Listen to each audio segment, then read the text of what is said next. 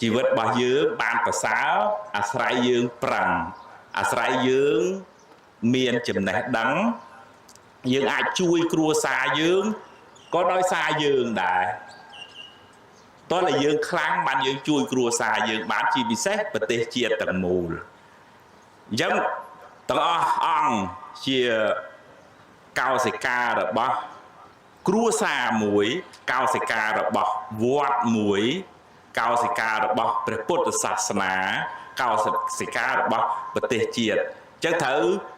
មើលឲ្យឆ្ងាយធ្វើឲ្យជាមនុស្សខ្ពស់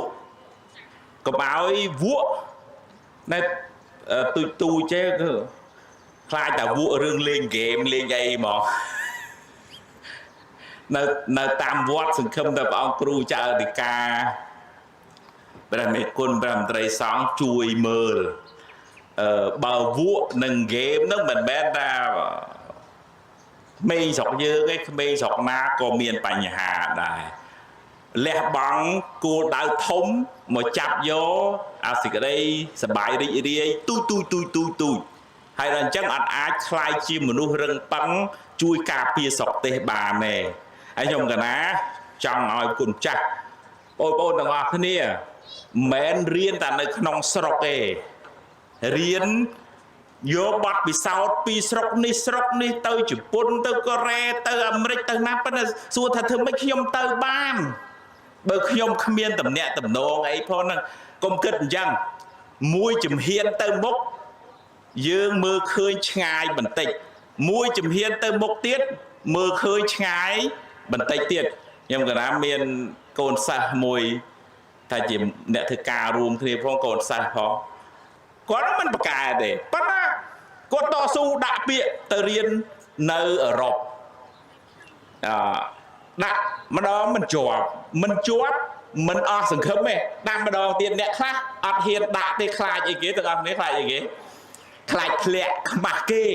មានរឿងអីត្រូវខ្មាស់គេរឿងដាក់ធ្លាក់ជារឿងធម្មតាតាគាត់ដាក់ធ្លាក់ដាក់រហូតដល់គាត់ជាប់បួកបានទៅរៀនបរិញ្ញាបត្រជាន់ខ្ពស់នៅអឺរ៉ុបអ្នកកូនអ្នកស្រែអ្នកចំការដូចគ្នា